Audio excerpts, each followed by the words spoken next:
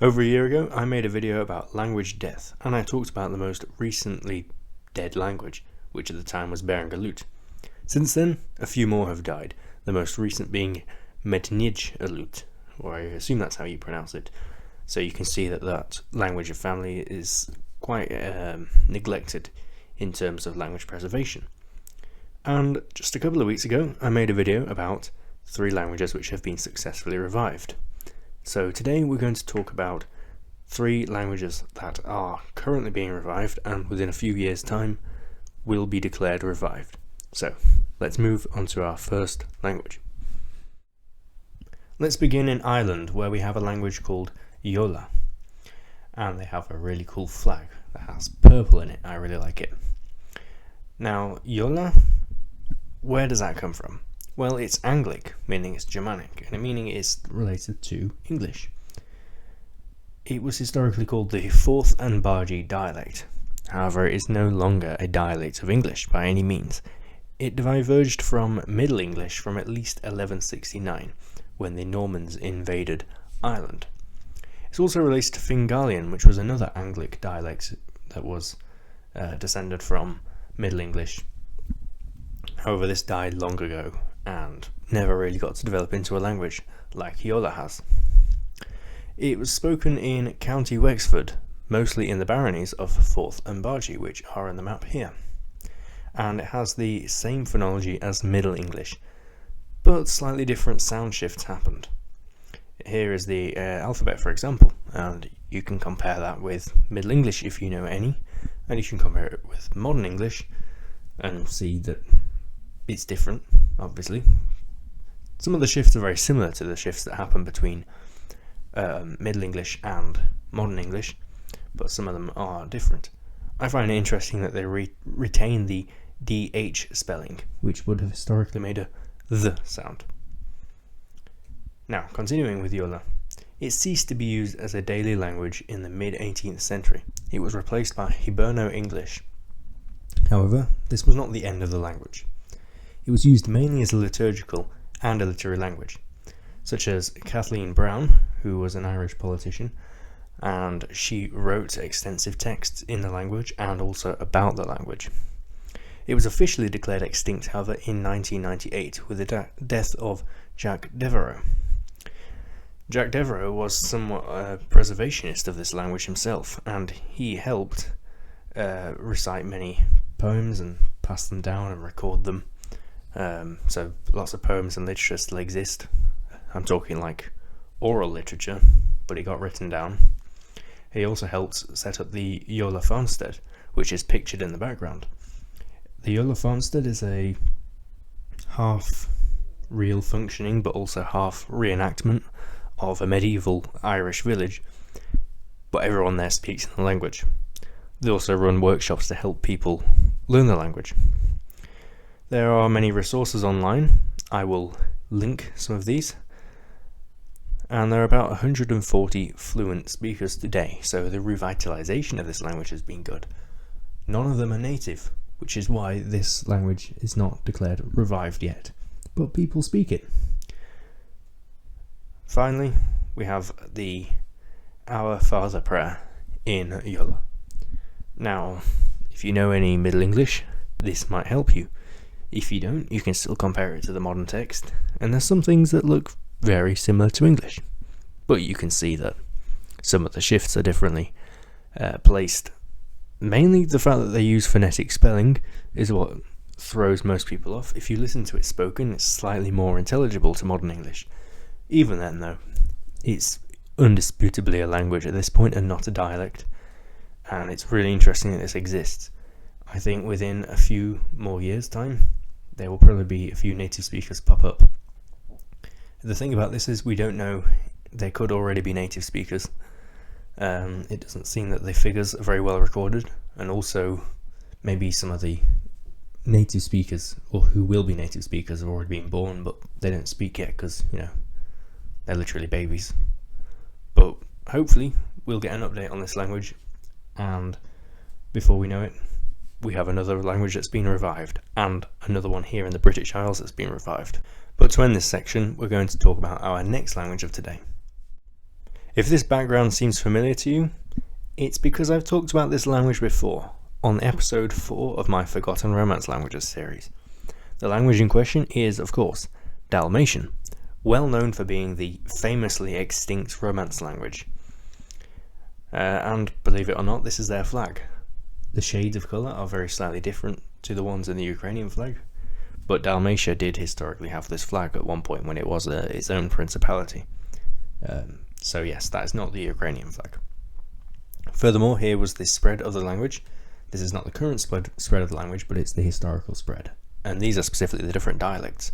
As you can see, the Dalmatian names are used instead of the modern Croatian ones. So, for example, Raguza was the Romance name of Dubrovnik. Velja was the Romance name of Krk. Arba is nowadays Rab. Spalato is nowadays Split. I'll not go on, but you get the idea. Dalmatian in the language itself is called Lingua Dalmata or Dalmato. It's an Italo-Dalmatian language within the Romance languages. Other languages in this group include Istriot, which I've also talked about before on this channel. On the 10th of June 1898, the last speaker, Tuonela Daina, was killed in an explosion, and the language died with him. However, there has been, recently, a bit of a revival movement. The revival movement began in the late 20th century. This was mainly a literary revival, but it was only recently, in the 21st century, that people have started trying to learn how to speak it and reconstruct the grammar. And there are now 20 fluent speakers and 100 with knowledge. Now, there are resources online. Again, I will link one that I found particularly helpful. It's a dictionary that just lists hundreds upon hundreds of words. It's not very good for grammar, but for actually finding out the words, it's really good. And there are some actual sources that exist online for learning Dalmato. So here's a picture of Tuonela Daina as well. Let's move to a sample of the language before we end this section. We have the Our Father prayer, which sounds like this. Tuota nuestra, que se santa in tel sil, sit sanctifiquot el nom to, vigna el regno to, sit fot la volmituot tuo, coisa in sil, coisa in tiara, dote costai el pun nuestro cotidium, erematiae le nuestre debete, coisa noi iltri rematiaim, ai nuestri debetuar, et non ne menur in tentation miu deliberaine dal mal, coisa sait. Apologise, I am not a Dalmatian speaker, but I do speak other Romance languages, so I thought I would actually give that one a go in terms of pronunciation. One thing that is interesting to note is, although I don't know which dialect this is exactly, Dalmatian is the only Romance language which did not palatalize the k sound before the vowel e. Now, almost all Romance languages palatalize it. They palatalize it before e and before e. Both c and g get palatalized, by which I mean it becomes a soft s or ch, and g becomes a j. Now, Dalmatian does one but not the other. Before the letter I, G and C become palatalized, but before the letter E, they remain a hard K. The only language that doesn't do either of these is Sardinian, which I've talked about before. So, Dalmatian's unique, and I believe it should be revived. In a few years, we might see some more native speakers arrive. But for now, we're going to move on to the final section of this video today. So the final language we're going to talk about today is Bangala.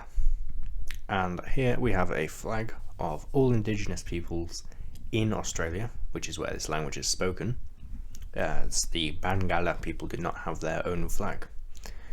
And then here is a map of where it's spoken. We have southern Australia.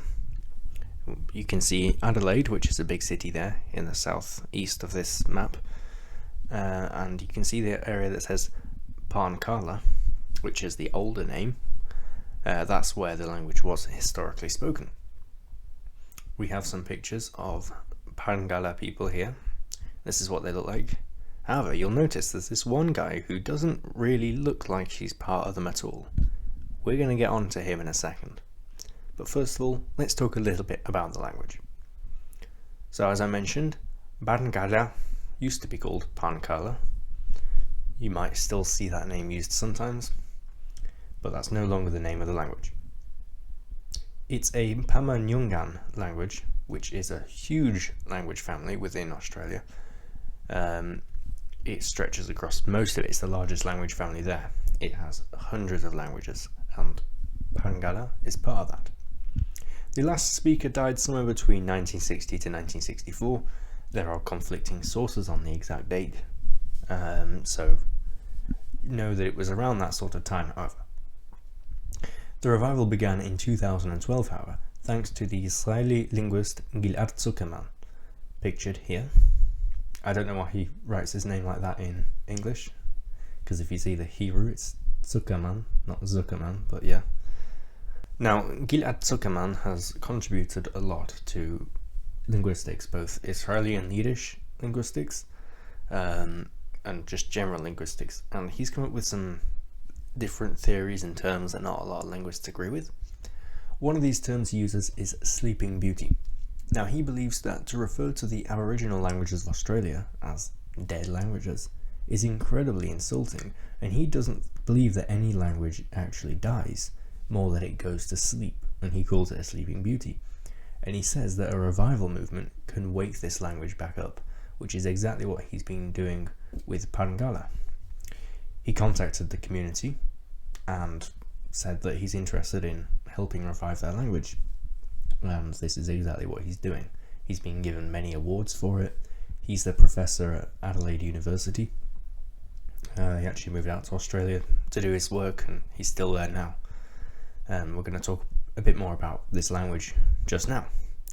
So the only reason he's able to revive it is because a Lutheran missionary in the 1840s recorded a dictionary with over 3,000 words in it.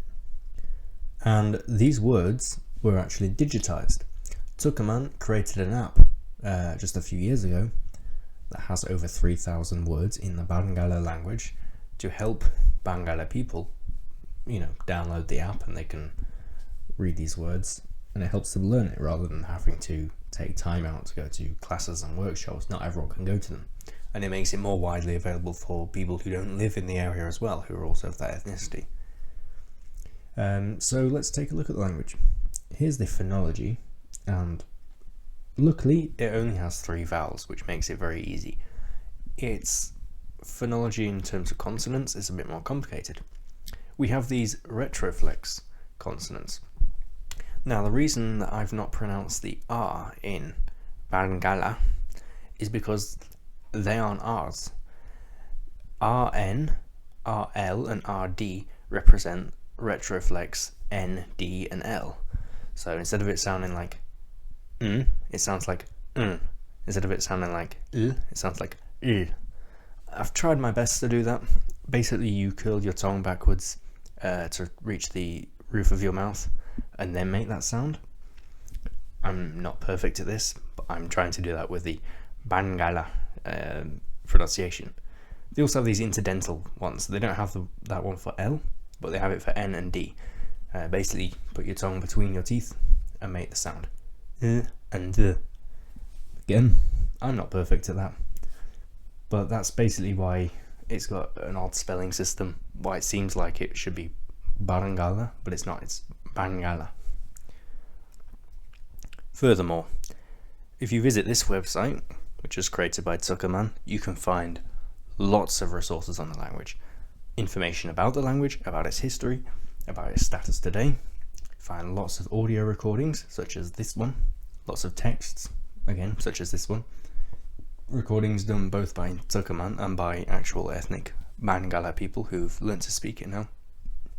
This revival movement is very successful. Sadly, I can't find any figures for how many people actually speak it. There are fluent speakers, and there are people who are learning it. There are no known native speakers yet, and Tukaman has said that he will not leave Australia until native speakers of this language have been born, basically. He wants to revive it fully, and I think very soon, in a couple of years, it could definitely be revived. There might even be native speakers alive now. Again, the figures and statistics aren't very well recorded. The Bangala revival movement is the revival movement that's been the most well recorded here. Again, they've got a website, and you can find lots of information online. But even then, there were lots of questions I had that I just could not find answers to. But yes, I recommend you visit this website and listen to the audio recordings right here, because I can't give you many good examples here. So I have to really applaud ghil'ad Tukaman for his work, and I hope it all goes well, and I hope that these languages will get revived. He's also working on projects to revive other languages within the region as well, so good luck to him. Okay, so I hope you enjoyed this video. I'm sorry if it comes out a little bit late. I had a lot of research to do for this video, and I wanted to get all my facts correct. Even then, I might have still made a mistake or two, but I've said everything I can, and I wanted to make sure everything was adequate. Also, I apologise if my voice doesn't sound right. Not only am I becoming a little bit ill, but also there seems to be a problem with the microphone. Hopefully I'll be able to fix that out in the editing. If not, I do apologise for the audio quality. Nonetheless, I appreciate the fact that you watched this video. I would appreciate it even more if you liked and considered subscribing. And I hope to see you next time. I hope you enjoyed watching today, and I will see you next week. Yola.